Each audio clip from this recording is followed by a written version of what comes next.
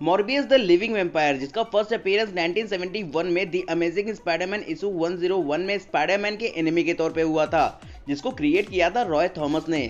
Villain के तौर पे इंट्रोड्यूस किए जाने के बाद मॉर्बियस आगे चलकर एक एंटी हीरो बना। विलेन से एंटी हीरो बनने की मॉर्बियस की जर्नी जितनी इंटरेस्टिंग है, उससे ज्यादा इंटरेस्टिंग है इस एंटी हीरो की ओरिजिन स्टोरी। तो हेलो दोस्तों, मैं हूं जय और स्वागत करता हूं आपका स्टोरी ऑफ सुपर हीरोज में। और आज मैं एक्सप्लेन करने वाला हूं मॉर्बियस द लिविंग वैम्पायर की ओरिजिन स्टोरी, और साथ ही मैं बात करने वाला हूं मॉर्बियस की पावर्स एंड एबिलिटीज की। लेकिन उससे पहले अगर आप लोगों ने अभी तक ये चैनल सब्सक्राइब नहीं किया है तो प्लीज सब्सक्राइब करके नोटिफिकेशन ऑन कर लीजिए, ताकि आपको इस तरह की वीडियोस टाइम पर मिलती रहें।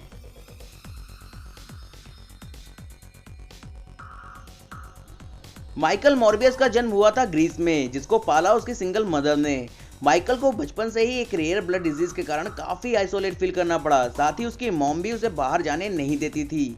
वो माइकल को बुक्स लाके देती थी, जिसे माइकल दिन भर पढ़ता रहता था। फिर एक दिन माइकल अपने क्लोज फ्रेंड इमिल निकोल्स के साथ बाहर निकल जाता है, जहां माइकल जंप करते हुए गिर जाता है और उसके हाथ पैर टूट जाते हैं, जिस पर डॉक्टर का कहना था कि माइकल की ब्लड डिजीज की वजह से ही उसकी हड्डियां दिन पर दिन कमजोर होती जा रही हैं।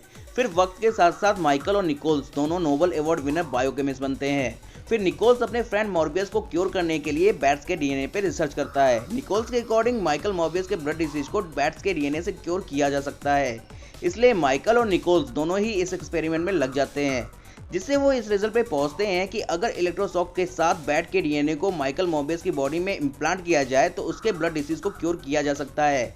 लेकिन निकोल्स का कहना था कि इसे पहले जानवरों पे टेस्ट करना चाहिए, जिसमें कुछ और साल निकल जाते हैं। फिर एक दिन एक यॉट पर मॉर्बियस, निकोल्स और अपने फियांसे के साथ ट्रिप पर जाता है, जहां एक रात अपने फियांसे के सोने के बाद यॉट पर बने लैब में वो निकोल्स से अपने ऊपर एक्सपेरिमेंट करने की जिद करता है। निकोल्स मॉर्बियस को समझाता है कि यह बहुत खतरनाक है, तुम इससे मर भी सकते हो।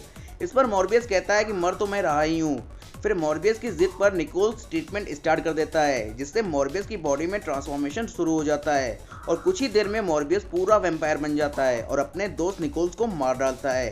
फिर मॉर्बियस को एहसास होता है कि अगर वो यहाँ रहा तो अपने फियांसे को भी मार देगा, तो उसे बचाने के लिए मॉर्बियस पानी में कूद जाता है। फिर उसे एक शिप दिखती है जिसके लोग उसकी हेल्प करते हैं, पर मॉर्बियस के अंदर का वैम्पायर उन सभी क्रू मेंबर्स को भी मार देता है। फिर मॉर्बियस न्यूयॉर्क पहुंचता है, जहां उसका सामना होता है स्पाइडरमैन और लीजर से। ये थी मॉर्बियस की ओरिजिन स्टोरी, पर यहाँ तक मॉर्बियस एक विलेन ही था। पर समय के साथ साथ मॉर्बियस अपने अंदर के वैम्पायर पर कंट्रोल करने में कामयाब हो जाता है।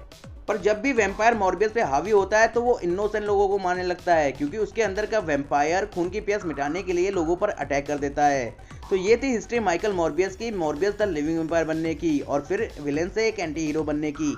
होप सो ये स्टोरी मूवी में देखने को मिलेगी, क्योंकि ट्रेलर में हमने एजेंट साइमन स्ट्राउड को मॉर्बियस से शिप के क्रू मेंबर्स की मर्डर की इंक्वायरी करते देखा है। लेकिन ट्रेलर में मॉर्बियस का ट्रीटमेंट करते हुए उसका दोस्त निकोल्स नहीं, बल्कि उसके फियांसी मार्टिन बेनक्रॉफ्ट दिखी। शायद मूवी में मॉर्बियस के फ्रेंड निकोल्स का कोई कैरेक्टर हो ही ना। खैर, अब बात करते हैं मॉर्बियस द लिविंग वैम्पायर की पावर्स एंड एबिलिटीज की। तो मॉर्बियस एक नोबेल अवार्ड विनर बायोलॉजिस्ट और बायोकेमिस्ट है। साथ ही कॉमिक्स में ये भी क्लियर किया गया है कि वैम्पायर के फॉर्म में वो ज्यादा इंटेलिजेंट है। इसके साथ ही उसमें super human strength, speed, senses और ड्यूरेबिलिटी है, और वैम्पायर बनने की वजह से उसमें फ्लाइट और हिप्नोटिज्म की भी पावर है। मोस्ट इंपॉर्टेंट, उसमें एक्सेलरेटेड हीलिंग फैक्टर भी है। मॉर्बियस का हीलिंग फैक्टर वुल्वरीन और डेडपुल जैसा तो नहीं है, लेकिन फिर भी वो गन शॉट को 1 घंटे से भी कम टाइम में हील कर सकता है।